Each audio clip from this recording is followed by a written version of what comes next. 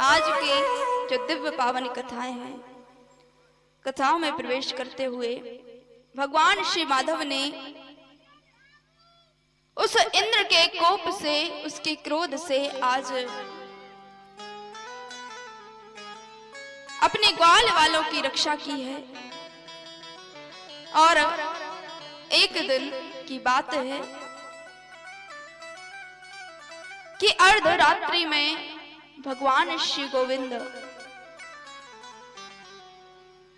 उस छोटी सी बाल्यावस्था में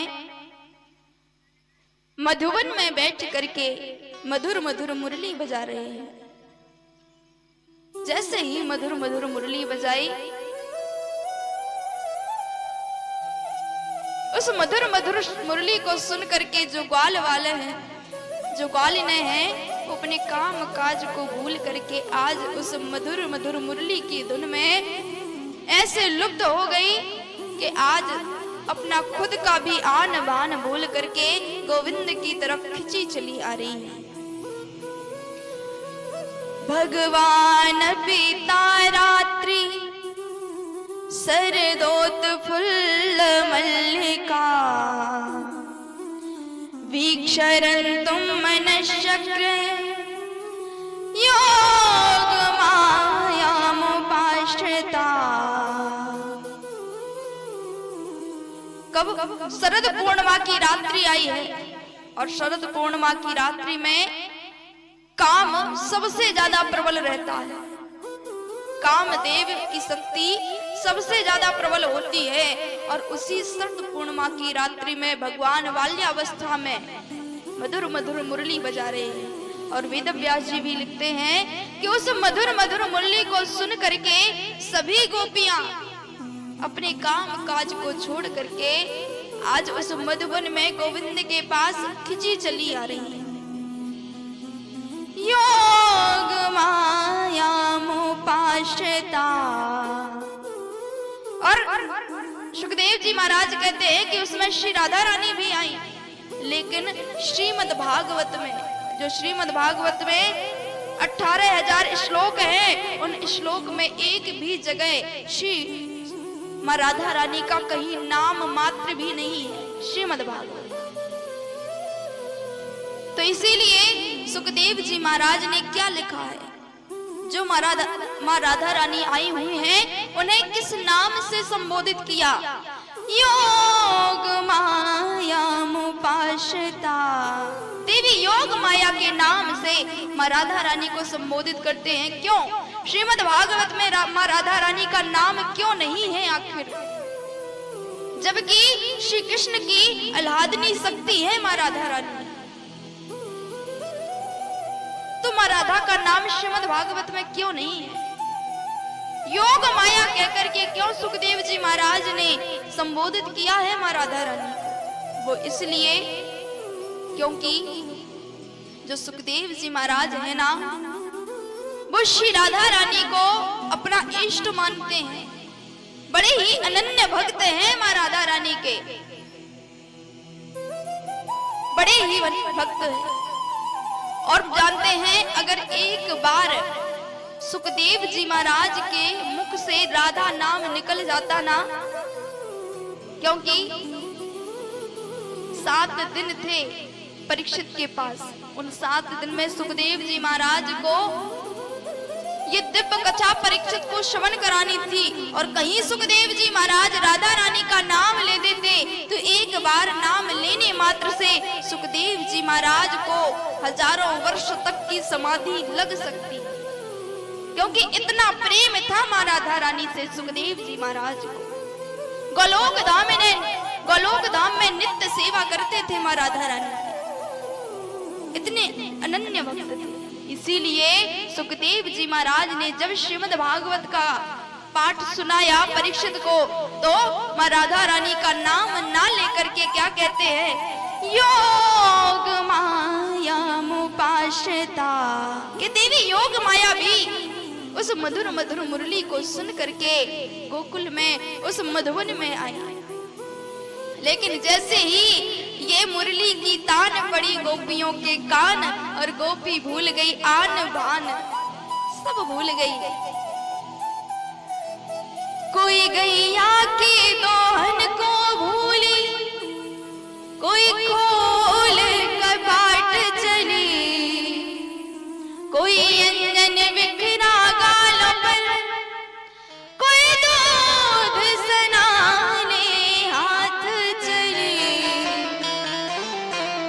जैसे कि कोई गैया का दोहन कर रही थी, वो भूल गई, वही दूध में सने हुए हाथ लेकर चल दी। कोई अपने घर के दरवाजे भी खोल करके चले दी। कोई अपने पति को भोजन करा रही है तो भोजन की थाली पतिदेव के लिए लगाई, और जैसे ही मुरली को सुना, मुरली के सुनते ही भोजन तो भूल गई और उसी समय उठ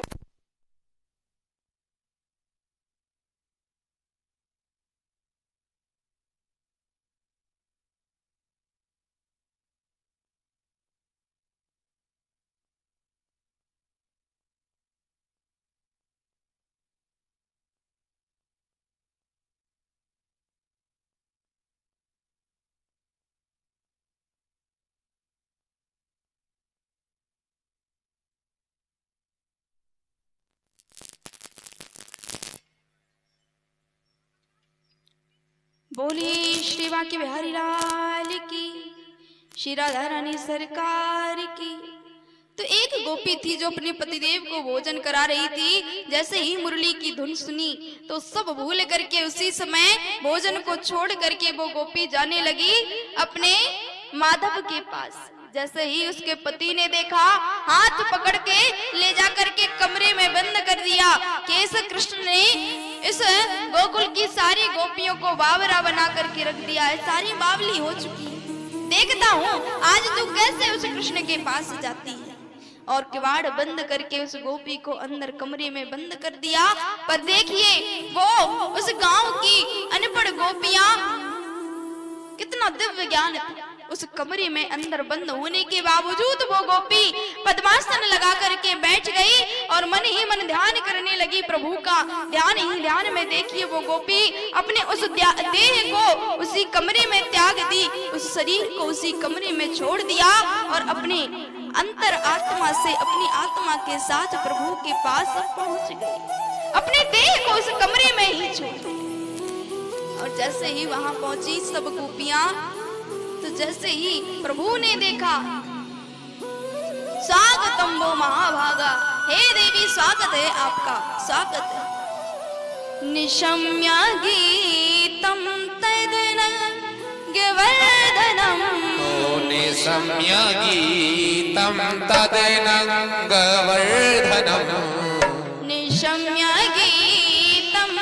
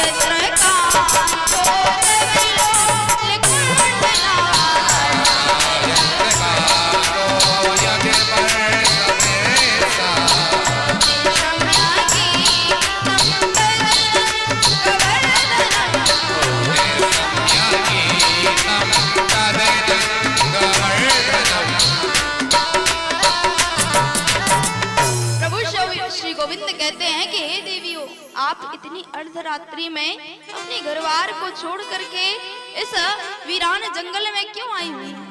अरे आप स्त्रियां हैं, अर्धरात्रि में घर से बाहर निकलना आपको शोभा नहीं देता।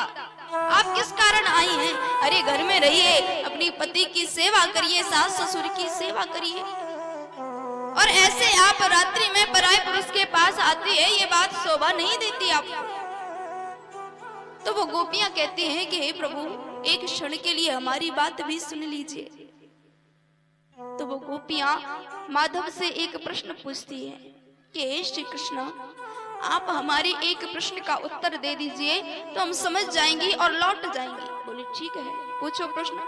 तो वो गोपियां कहते हैं कि हे प्रभु, एक बात बताइए, जैसे कोई पति पत्नी है, दोनों में आपस में खूब प्रेम है, एक दिन पति को कुछ काम आ गया, 15 दिन के लिए उसके पति को बाहर जाना है, और वो पत्नी कहती है कि हे स्वामी, मैं आपके बिना कैसे रहूंगी, क्योंकि आपकी पूजा किए बिना मेरा दिन नहीं निकलता, आपको भोग लगाए बिना मैं भोजन नहीं खा सकती, तो हे स्वामी आप जाएंगे तो मैं कैसे रहूंगी। तो पति समझाता है कि देवी, ये मेरी तस्वीर ले लीजिए, मेरी फोटो, इसको आप अपने पास रखिए और इसी की आप पूजा करिएगा, और जब भोग लगाना हो तो इसी तस्वीर का भोग लगा करके खुद भोजन ग्रहण करिए, और जब 15 दिन बाद मैं लौट आऊंगा फिर मेरी पूजा कर लेना। बोली ठीक है।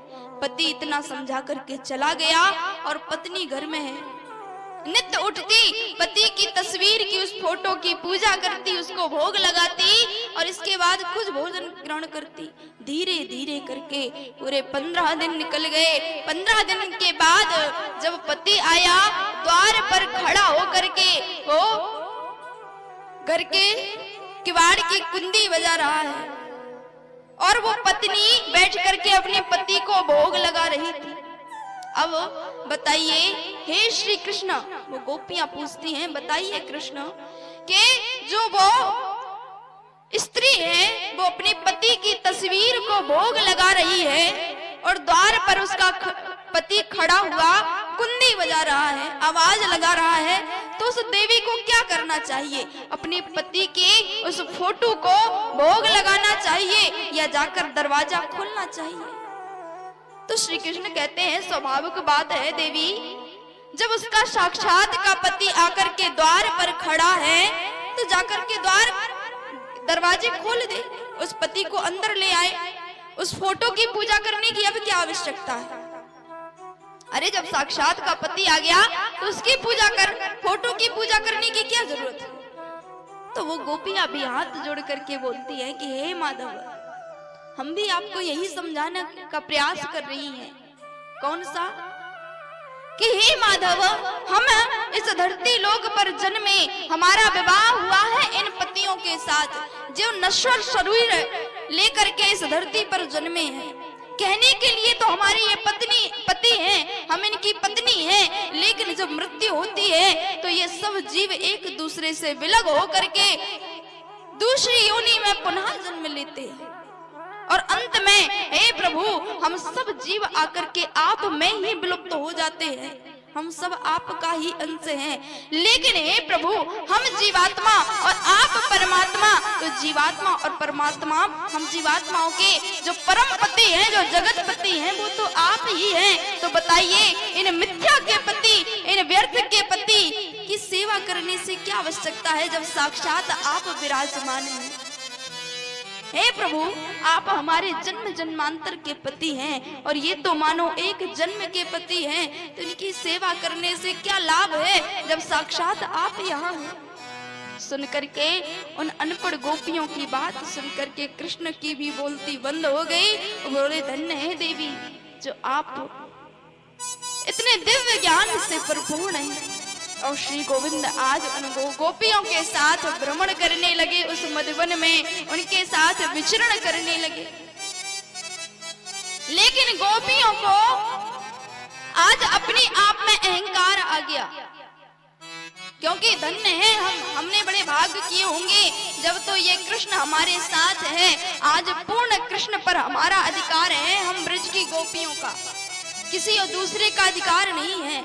आज अपने आप में अहम से भर गई वो गोपियां, घमंड से भर गई। कृष्ण ने देखा कि मेरी गोपियों के मन में घमंड का बीज जन्म ले चुका है, और कहीं ये बीज एक पौधा ना बन जाए, इसीलिए इसे अभी नष्ट करना उचित रहेगा। उसी समय प्रभु अदृश्य हो गए। वो गोपियां चारों तरफ देखने लगी कि प्रभु कहाँ गए, हमें छोड़ करके कहाँ विलुप्त हो गए। सोचने लगी शायद ठिठोली कर रहे हो। जगह जगह देखा पर कहीं नजर नहीं आए प्रभु, कहीं नजर नहीं आए तो जगह जगह ढूंढती हैं। जब काफी समय हो गया तो व्याकुल हो गई वो गोपियां, समझ गई कि हे प्रभु, हम में जो अज्ञान था, हम समझ रही थी कि आप केवल हमारे हैं, लेकिन प्रभु ये हमारी भूल थी, आप तो सर्वस्व पूरे विश्व को ही हो, इसीलिए हमारी इस गलती को क्षमा करें और कृपा करके हमें दर्शन दे। पर प्रभु नहीं आए तो गोपियां विकल होकर के प्रभु के इस विरह में आज अपने प्राणों को भी त्यागने के लिए तत्पर हैं कि हे प्रभु, अगर हमारे इस विरह में आप हमें और दूर रखेंगे अपने से, तो हम गोपियां अपने प्राणों को त्याग देंगे, क्योंकि हे प्रभु, अब हम में इतनी क्षमता नहीं कि हम आपके वियोग को और सहन कर पाए। और श्रीमद् भागवत में श्री वेद व्यास जी ने उन गोपियों के विरह को वर्णन किया है। श्रीमद् भागवत में 5 गीत हैं, उन 5 गीतों में से एक गीत लिखा गया है श्रीमद् भागवत में, जो गोपियों ने विरह में आकर के प्रभु गोविंद की स्तुति की है, उसे गोपी गीत के नाम से जानते हैं। आइए हम सभी लोग भी विरह में व्याकुल होकर प्रभु से प्रार्थना करते हैं कि हे गोविंद, अब हमसे और आप से विलग होकर नहीं जी पाएंगे, हम में इतनी क्षमता नहीं, हमसे जो भूल हुई प्रभु क्षमा करें, अगर आप नहीं आए तो हम अपने प्राणों को त्याग देंगे प्रभु, अब देर मत कीजिए, जल्दी से हमें दर्शन दीजिए। तो आइए हम सभी लोग उन गोपियों के विरह का स्मरण करके आज गोविंद को जैसे गोपियां विकल होकर आर्त होकर के पुकारती हैं, हम भी उनका आज प्रभु का ध्यान करें। जयति तेधिकम् जावना व्रजा शयत इंदिरा शाश्वतात्रयी जयति तेधिकाम् जन्मना प्रजा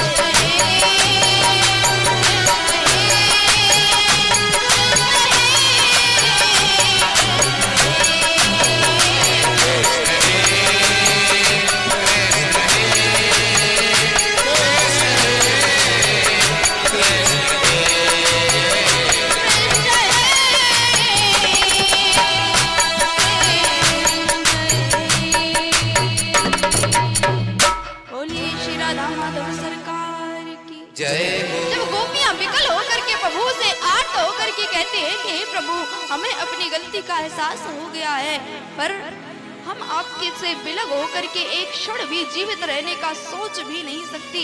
हे प्रभु, अब कैसे भी करके हमें दर्शन दीजिए, हमारे सब्र का बांध टूटा जा रहा है, कृपा करके दर्शन दीजिए। प्रभु उसी समय अपनी उस गोपियों की उस विकल, उस आर्त भरी पुकार को सुन करके प्रभु गोविंद प्रकट होकर के उन गोपियों को दर्शन दिए।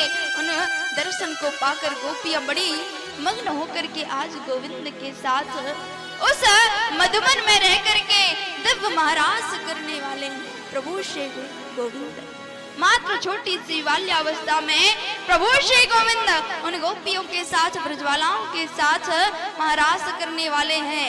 और जानते हैं इस महारास में कौन कौन आया? कैलाश से श्री भूत बावन भगवान भोले भंडारी भी आए। आप जाएंगे कि नहीं? क्योंकि आपका जाना तो वर्जित है, आप लोग नहीं जा पाएंगे। महारास में केवल महिलाएं ही जा सकती हैं, तो आपकी तो खुली छूट है, तो फायदा उठाइए। जाएंगे कि नहीं? जाएंगे तो हाथ उठा दीजिए थोड़ा अच्छे से।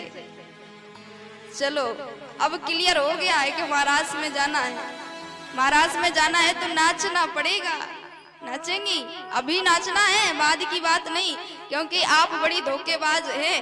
पहले तो हाँ कर देती और फिर जब नाचने की बारी आती तो लंबा सा घूंघट डालती और बैठ जाती कि लो खूब चिल्लाती रहो, हमें क्या करना, हम तो बैठे हैं। आज नाचेंगे महाराज में, क्योंकि प्रभु श्री गोविंद ने जैसे उन ब्रजबालाओं के साथ नृत्य किया, तो यहाँ पर आपके बीच भी श्री गोविंद पधारे हुए हैं। उनके साथ आप भी नृत्य करके अपने जीवन का लाभ लीजिए। ये हमारा बड़ा आपका सौभाग्य है। और जब कैलाश में बैठे महादेव कहते हैं मैया पार्वती को, मैया तैयार हो रही हैं, साज श्रृंगार करती हैं। बाबा बोले देवी कहाँ जा रही हो?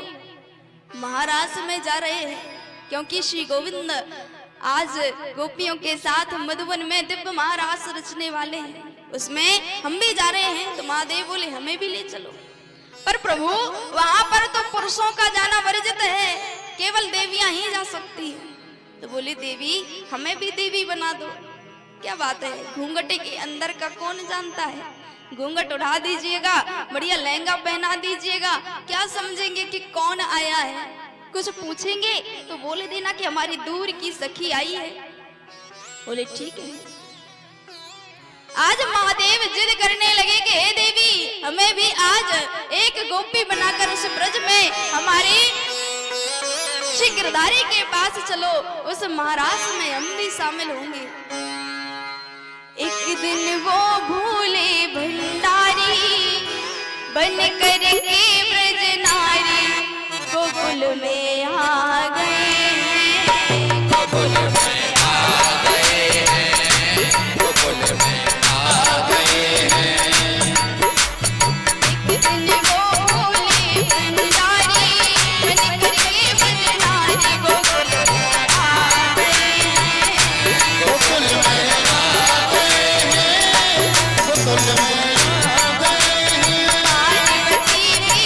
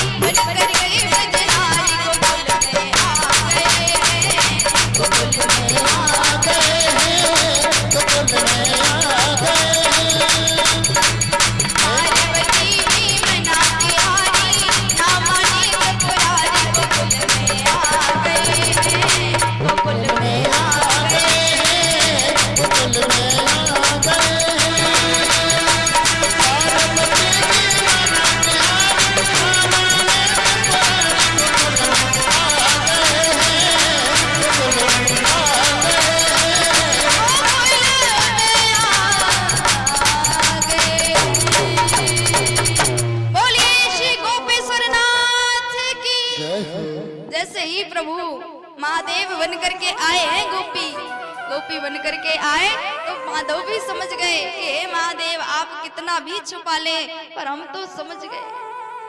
और जैसे ही प्रभु श्री माधव ने मुरली बजाना प्रारंभ किया, उस मुरली की धुन को सुन करके भोले बाबा भी मग्न होकर के नाचने लगे, पर नाचते नाचते अपने घूंघट को खींचते जा रहे हैं। पर महादेव क्या जाने कि अगर साड़ी के पल्लू का एक छोर होता है तो दूसरा छोर भी होता है। वो तो खींचे जा रहे हैं, एक छोर को पकड़े पकड़े खींचे जा रहे हैं, दूसरा छोर बेचारा क्या करे, आ गया और खिसक गया। और जैसे ही खिसक गया सो भेद खुल गया। सर से खिसक गई जब साड़ी, मुस्काई त्रिपुरारी। महादेव भी शर्मा करके मुस्कुराने लगे कि हे गोपाल क्या करे, हमसे रहा नहीं गया तो हम चले आए। और ऐसे प्रभु आज श्री ठाकुर जी उन ग्वाल वालाओं के साथ, गोपियों के साथ आज दिव्य महाराज कर रहे थे। महाराज में आपको भी जाना है ना, अभी बोली थी, भूल तो नहीं गई? सत्य है, जाएंगे कहीं जाना नहीं, यही उठ करके दो चार हाथ कर लेना, सो गया रास। बोलिए श्री ठाकुर जी भगवान की, श्री रास बिहारी सरकार की जय। आइए सभी लोग दिव्य महारास में जाते हुए बिहारी जी का दर्शन करें। ऐसा हाँ ऐसा रास रचो वृंदावन, है रही पायल की झनकार, पायल की झनकार, है रही पायल की झनकार। ऐसा हाँ ऐसा रास रचो वृंदावन, है रही पायल की झनकार।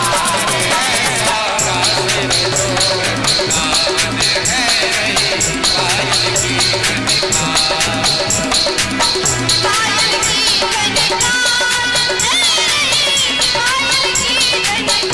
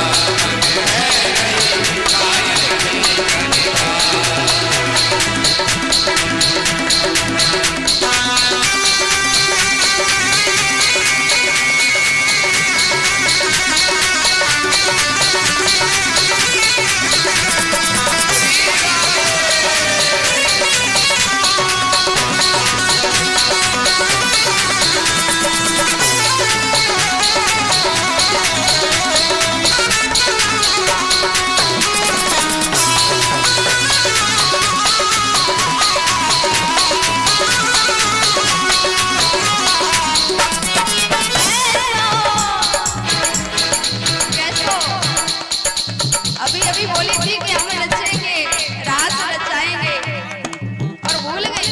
बड़ी धोखेबाज है सत्य में। हाँ सभी लोग खड़े हो जाइए, एक बार माताएं सभी लोग खड़ी हो जाए। अब नाचेंगे, आप ऐसे नहीं नाचेंगे। अभी हमारे परीक्षित महाराज को देखिएगा, देखिए कैसे नाच नचाया जाता है। आज हमारे परीक्षित महाराज बनेंगे कृष्ण कन्हैया, तो नचाएंगे आज रात। क्यों परीक्षित महाराज?